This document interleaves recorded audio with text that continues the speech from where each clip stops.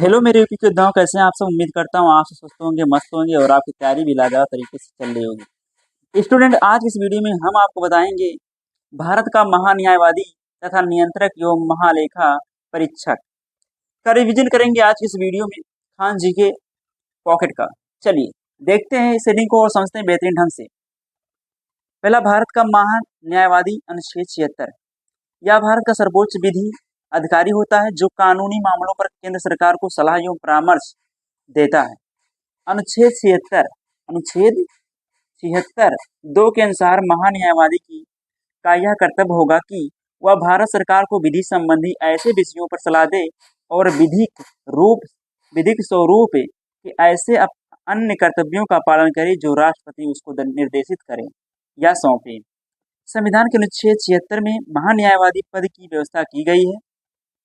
नियुक्ति, महान्यायवादी की नियुक्ति भारतीय संविधान के अनुच्छेद 76 के अंतर्गत राष्ट्रपति द्वारा की जाती है।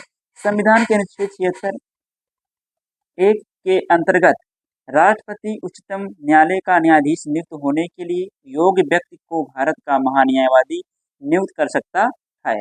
कार्यकाल, अनुच्छेद 76 4 के अनुसार महान्यायवादी राष्ट्रपति के प्रसाद पर्यंत ही अपने पद पर कार्यरत रहता है। पारिश्रमिक एवं भत्ते, वह ऐसा पारिश्रमिक प्राप्त करेगा जो राष्ट्रपति अवधारित करेंगे।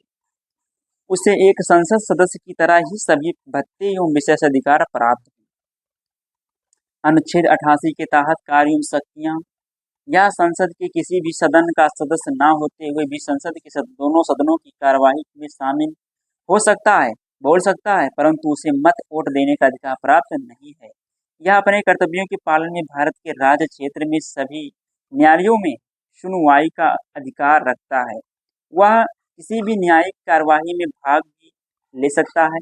महान्यायवादी की सहायता के लिए सॉलिसिटर जनरल की नियुक्ति की जाती है और सॉलिसिटर जनरल की सहायता के लिए अतिरिक्त सॉलिसिटर जनरल नियुक्त किए जाते हैं। सॉलिसिटर जनरल भारत सरकार के कानूनी सलाहकार होते हैं जो अन्य विधि अधिकारी के रूप में कार्य करते हैं। भारत के महान्यायवादी अटॉर्नी जनरल नाम MC शीतलवाड़ प्रथम 20-1-1950 से 1-3-1963, CK दफ्तरी 1963 से 1968, नीरेड डे 1968 से 1977, मुकुल रोहतागी 2014 से 2017, KK वेणुगोपाल 30/6/2017 से 30/9/2022, R वेंकटरमणि वर्तमान में 1/10/2008 से लगातार। नोट, MC शीतलवाड़ का कार्यकाल सर्वाधिक रहा।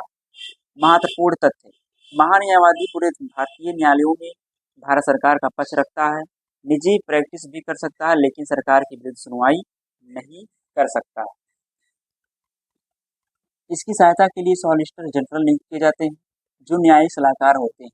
भारत का नियंत्रक महालेखा परीक्षक CAG।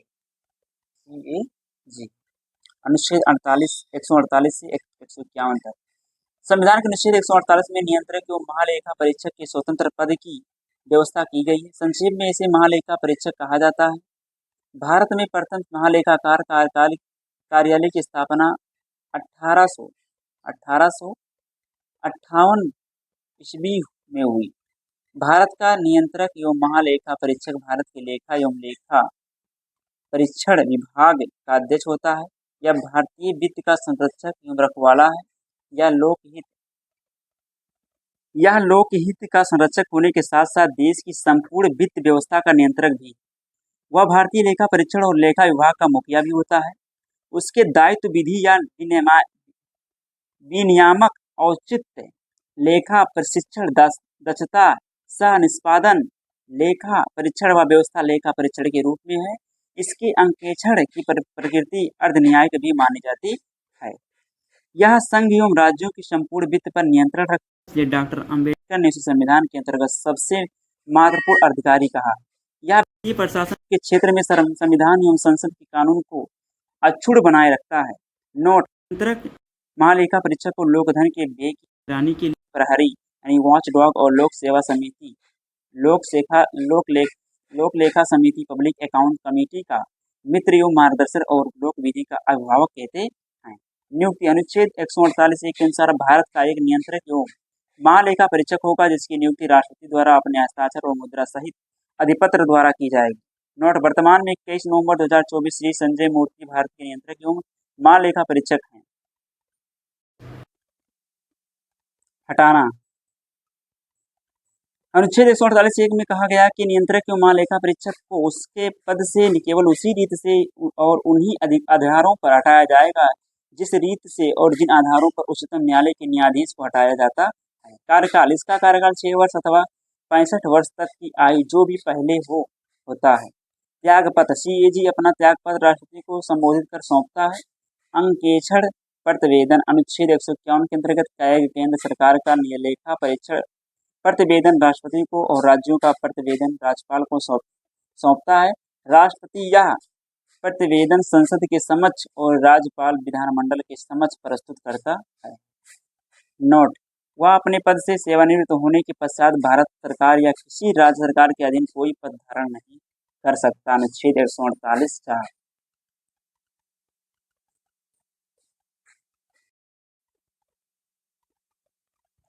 अनुच्छेद 148 भारत का नियंत्रक महालेखा परीक्षक। अनुच्छेद 149 नियंत्रक महालेखा परीक्षक के कर्तव्य और शक्तियां। अनुच्छेद 150 संघ और राज्यों के लेखाओं का प्रारूप। अनुच्छेद 151 संपरीक्षा प्रतिवेदन राष्ट्रपति व राज्यपाल। नियंत्रक महालेखा परीक्षक के कर्तव्य एवं शक्तियां। तो नियंत्रक महालेखा परीक्षक के कर्तव्य एवं शक्तियों को देखते हैं हम लोग। वह भारत की संचित निधि, राज्यों की संचित निधि और संघ राज्य क्षेत्रों की संचित निधि, जहां ऐसी निधियां हैं, आकस्मिकता निधि और लोक लेखा से संबंधित सभी व्ययों का लेखा परीक्षण करेगा। दूसरा पॉइंट है, वह संघ और राज्यों के लेखों आय व्यय की संपरीक्षा ऑडिट करेगा, जिसमें यह सुनिश्चित किया जा सके कि राजस्व का निर्धारण, संग्रहण और आवंटन उचित प्रक्रिया और नियमानुसार किया गया।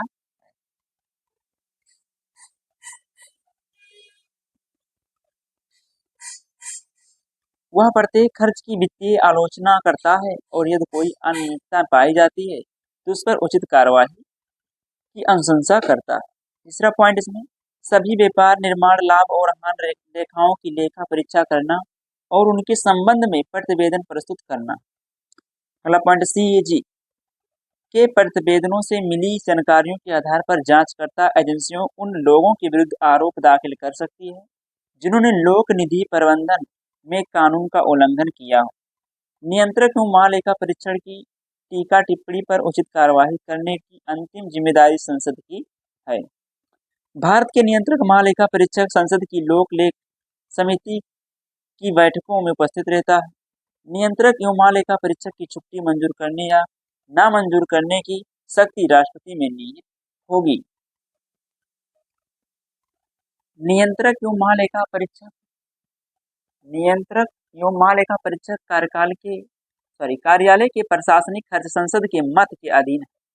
1971 में संशोधन महालेखा नियंत्रक की कर्तव्य, शक्तियों और सेवा स्थिति अधिनियम लेखांकन और लेखा परीक्षण को पृथक करता है और सीएजी को लेखों की तैयारी के उत्तरदायित्व से मुक्ति देता है। यह संशोधन 1976 में किया गया।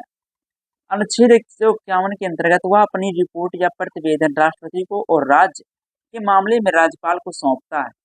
अनुच्छेद 151(1) के अनुसार वह केंद्र सरकार के लेखों के संबंध में अपनी रिपोर्ट राष्ट्रपति के समक्ष प्रस्तुत करता है। नियंत्रक महालेखा परीक्षक राष्ट्रपति को निम्नलिखित 3 लेखा परीक्षण की रिपोर्ट प्रस्तुत करता है।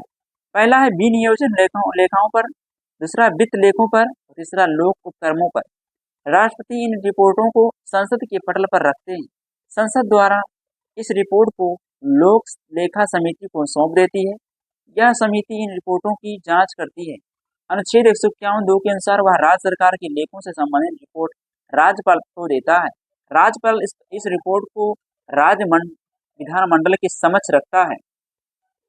भारत के नियंत्रक एवं महालेखा परीक्षक और कार्यालय नियंत्रक एवं कार्यालय महापरीक्षक।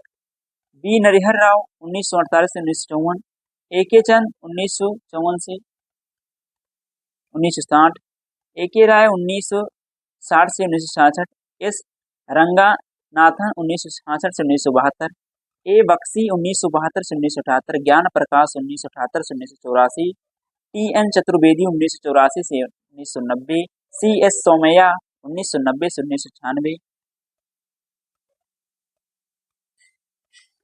बी के संगुलू 1996 से 2002 तक, बी एन कौल 2002 से 2008 तक, विनोद राय 2008 से 2013 तक,